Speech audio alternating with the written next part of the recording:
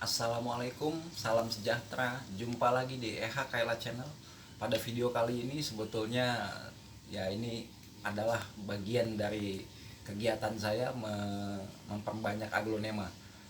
Yang pertama-tama ingin saya sampaikan adalah bahwa seperti yang saya isikan pada deskripsi channel saya, bahwa saya tidak serta-merta mengklaim bahwa metode ini adalah metode yang paling baik atau metode saya misalnya lebih baik dibanding metode lain. Yang enggak, saya nggak pernah mengklaim seperti itu.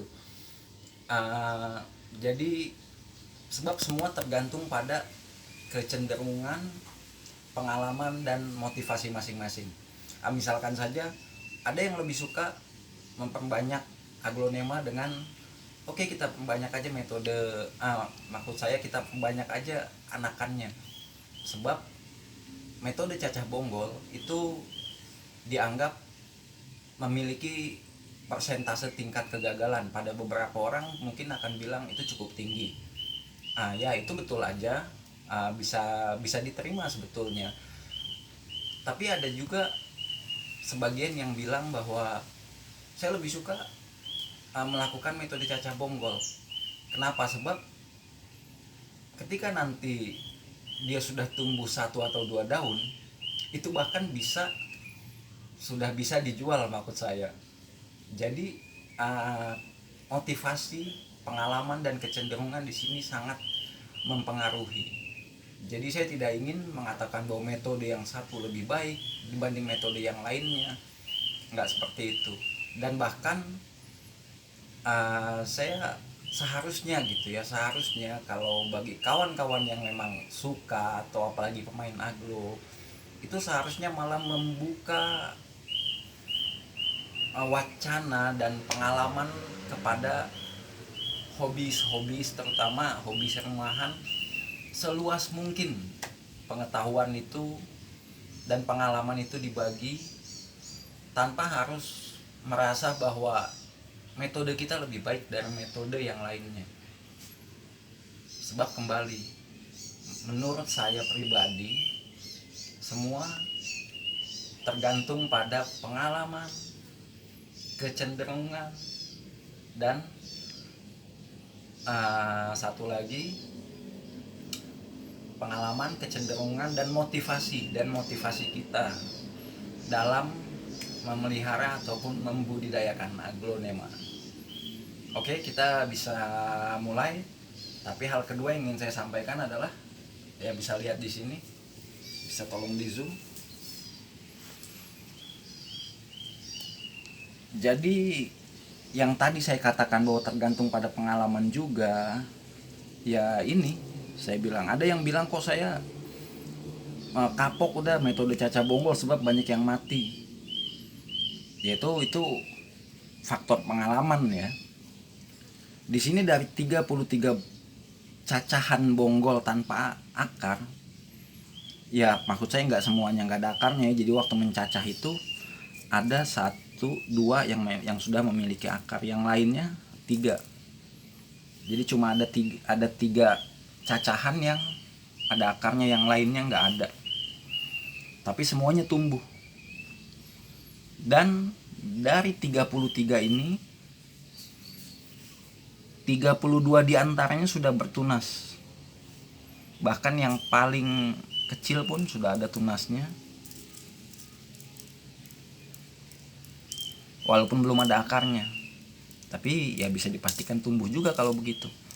Dan ada satu yang belum tumbuh apapun.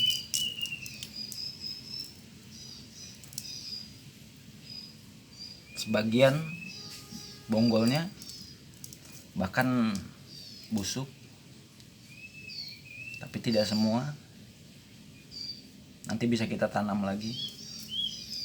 Nah, inilah yang saya sebut dengan pengalaman. Dan itu akan mempengaruhi kecenderungan kita ketika melakukan sesuatu. Itu makanya saya katakan, ya seharusnya kalau pemain aglonema, ya kita buka aja pengetahuan, wacana sebanyak mungkin kepada kawan-kawan tanpa harus merasa bahwa kita lebih baik dari yang lain. supaya menjadikan bagaimana agar aglonema ini ya setidaknya bisa menjadi tanaman hias favorit utama di kalangan masyarakat. Oke, selanjutnya kita akan langsung mulai. Juga ya kalau bagi kawan-kawan yang mengalami kendala sering busuk gitu ketika mengalami cacah, ketika melakukan cacah bonggol, ya mungkin bisa diperhatikan baik-baik. Sebetulnya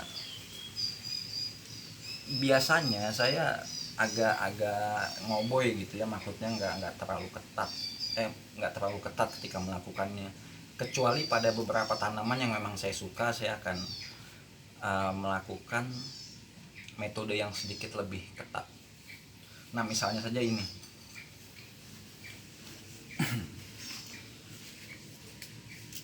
Biasanya saya cutternya cukup saya beli yang baru, saya ganti yang lama, udah saya gunakan.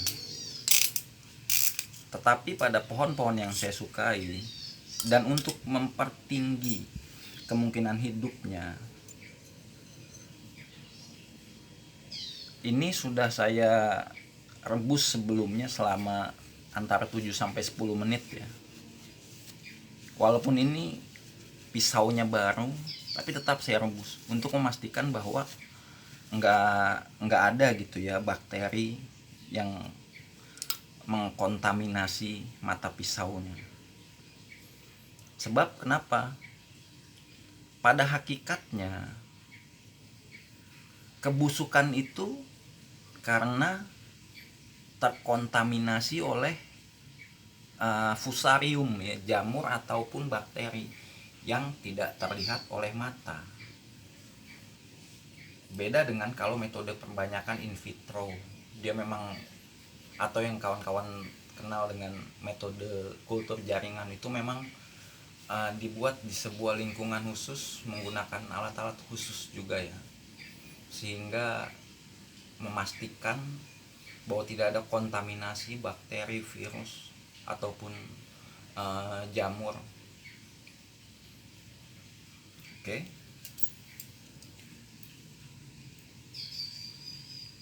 Saya bisa diperhatikan bahwa saya bahkan nggak menyentuh bagian yang akan saya gunakan untuk memotong. Saya cuma menyentuh bagian pangkal dari pisau ini aja. Itu cuma sekedar untuk memastikan. Apakah dengan begini berarti bebas dari kontaminasi? Enggak. Jelas enggak, saya cuma meminimalisir aja. Kecuali kalau memang kita lakukan khusus metode kultur jaringan. Oke. Nah, kalau saya lihat dari susunan tanaman ini sebetulnya berasal dari kultur jaringan ya. Saya bisa memastikan awalnya ini dari kultur jaringan. Apalagi dengan bonggol tanaman yang kecil, daun, susunan daun.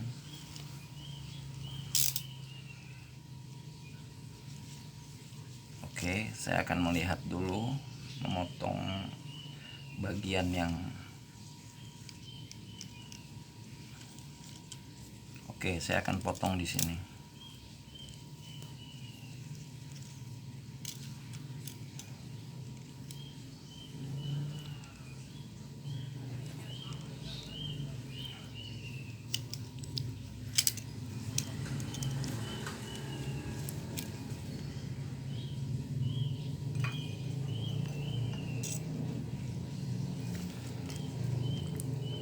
Saya selalu membiasakan ketika mencacah bonggol atau batang,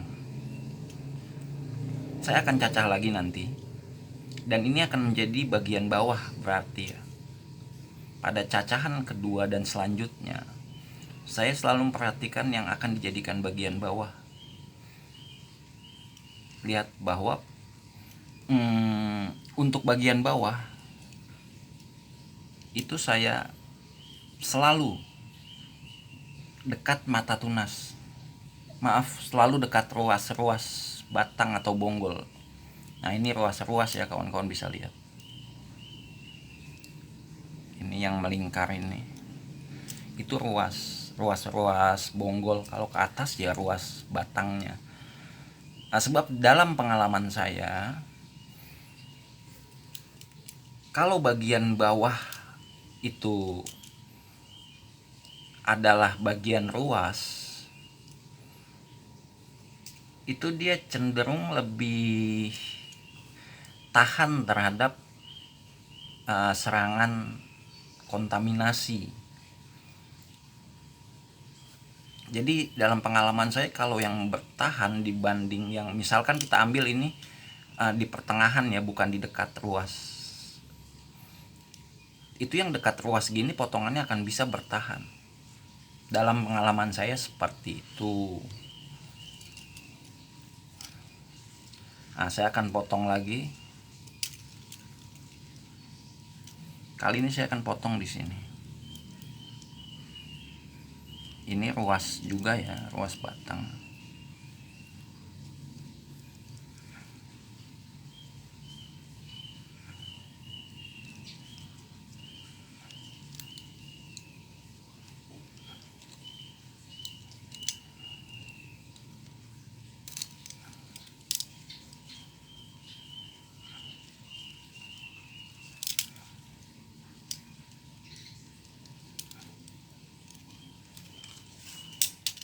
Dan kali ini saya akan mengambil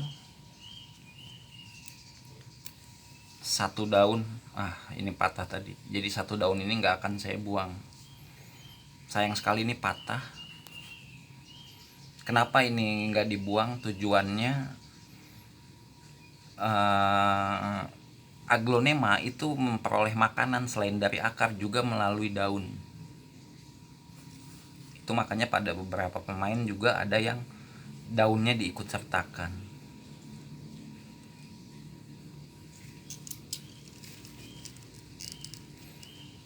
Ini akan saya buang daunnya ini. Bisa kawan perhatikan bahwa tuh ini ruas juga, ruas bonggol. Jadi saya potong dekat ruas. Lalu selanjutnya saya akan ambil di bagian ini. Saya ingin mengikut sertakan satu daunnya.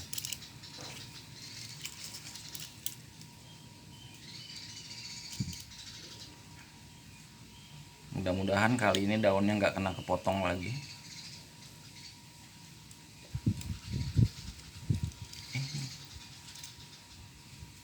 Ya, kena kepotong dikit tapi dia masih bisa. 1, 2, 3.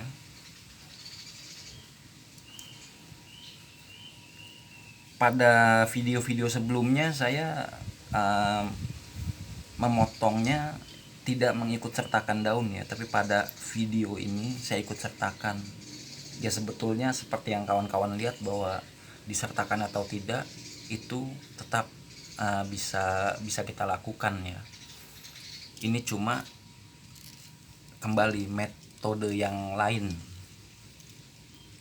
dari cara perbanyakan aglonema. Oke, selanjutnya saya akan ambil batang yang ini lagi, dan saya akan ikut sertakan daun yang ini.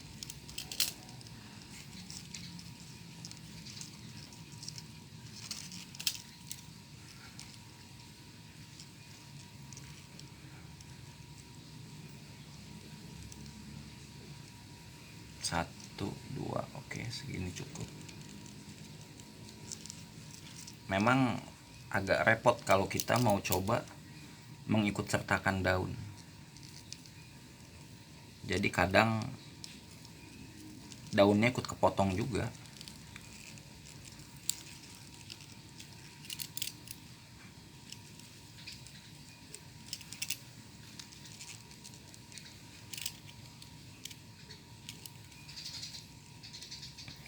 Dan metode dengan meninggalkan daun ini juga saya praktekkan dulu ketika anthurium itu lagi booming-boomingnya ya. Saya praktekkan ini juga, jadi saya sisakan satu daun ketika mencacah bonggol. Untuk selanjutnya ini tentu saya akan buang semua.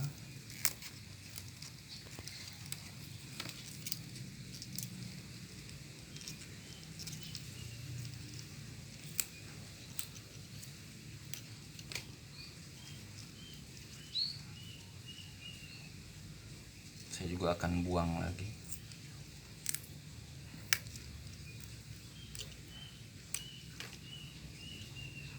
Saya juga akan buang yang ini.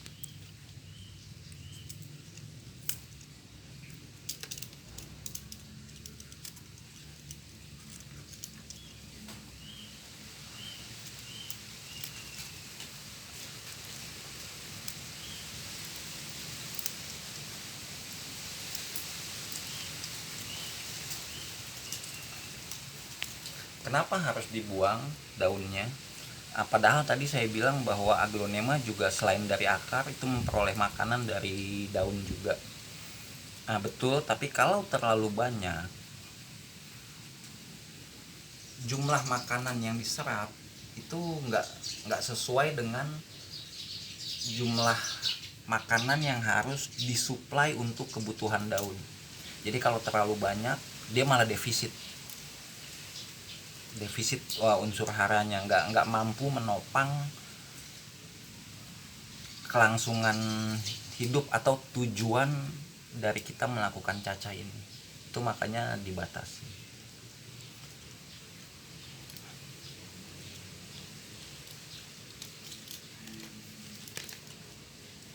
Jadi ada 5. Oke, pohon selanjutnya. Tadinya saya berpikir awalnya bahwa saya akan mencacah ini juga. Tapi begitu saya lihat struktur tanaman, saya jadi membatalkan untuk mencacahnya. Jadi saya pikir saya akan melanjutkan aja program yang sedang dilakukan oleh sepupu saya, sebab ini kan saya dapat memang dari sepupu saya ya. Jadi nanti kita akan tanam dengan posisi setengah batang dan bonggol ini dengan posisi agak miring begini.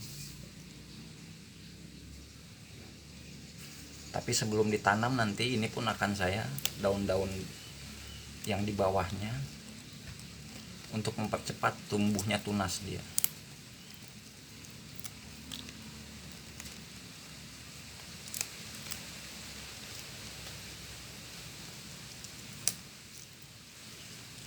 Oke, saya buang 4 daun.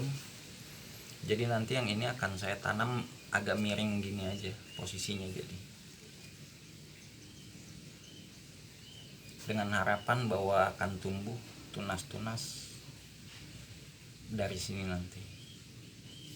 Jadi untuk yang ini saya akan melanjutkan program yang sedang dilakukan sepupu saya aja dengan dengan modifikasi lebih. Saya buang 4 daun tuanya. Oke, lalu media tanam kembali. Seperti pada video sebelumnya, inilah tanah yang saya gunakan. Jadi betul-betul tanah murni, tidak menggunakan campuran apapun, dan tanah merah.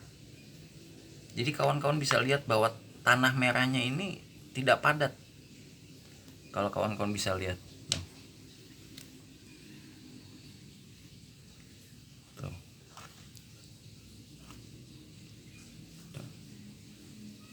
Jadi tanah merahnya ini memang gembur gitu ya. Jadi tanah merah seperti yang dipacul, cuma dipacul halus.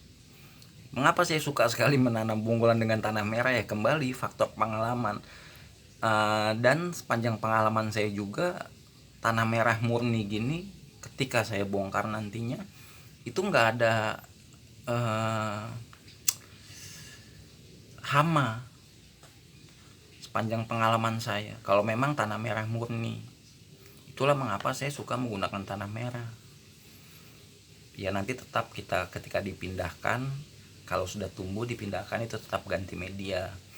Lalu kalau kawan-kawan browsing, kawan-kawan juga akan temukan bahwa salah satu fungsi tanah adalah sebagai buffer dari zat-zat kontaminan. Buffer maksudnya ya semacam penyaring lah ya dari zat-zat kontaminan. Ya mungkin itu sebabnya gitu, kenapa saya suka menggunakan tanah.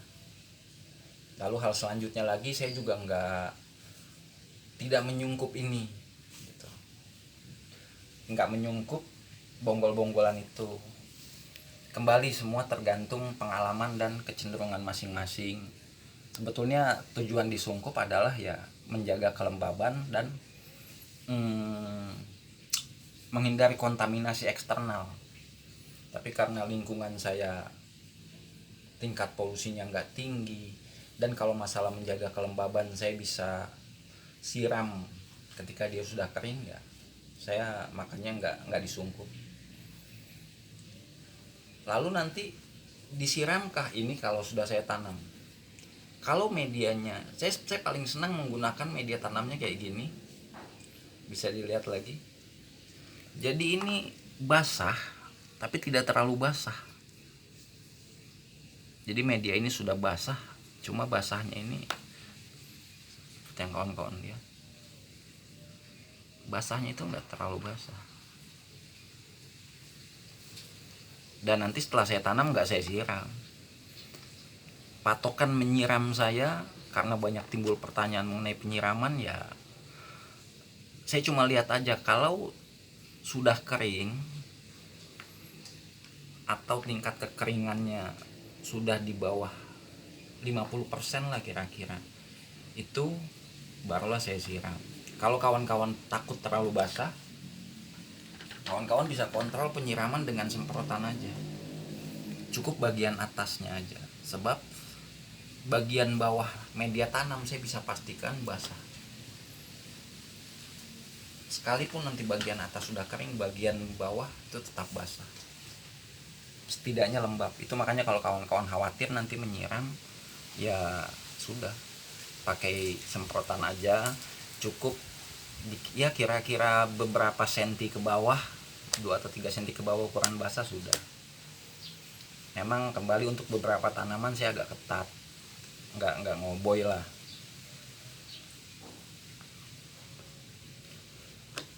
Oke, selanjutnya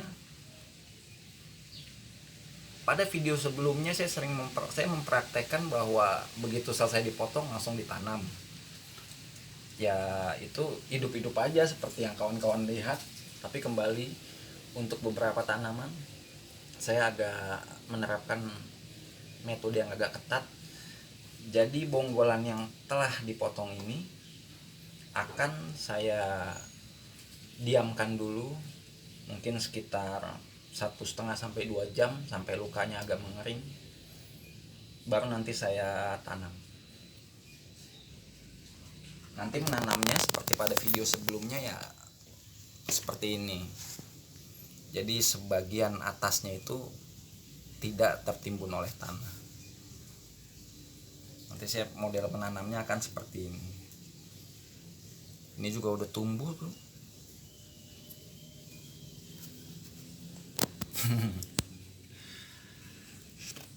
Lalu apakah saya berikan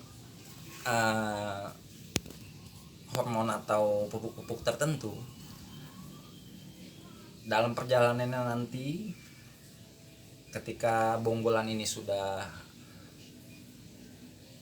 2 minggu saya tanam, saya akan menggunakan hormon. Saya akan menggunakan hormon auksin dan hormon sitokinin selama 2 minggu ke depannya. Seminggu saya berikan 2 kali. Jadi kalau 2 minggu itu artinya 4 kali ya. Dan dari 4 kali itu 3 kali akan saya berikan hormon sitokinin.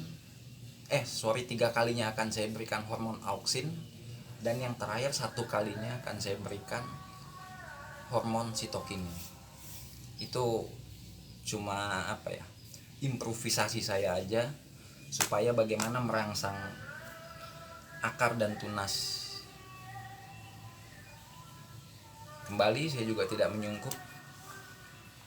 Jadi nanti 1,5 sampai 2 jam kemudian ya baru akan saya tanam.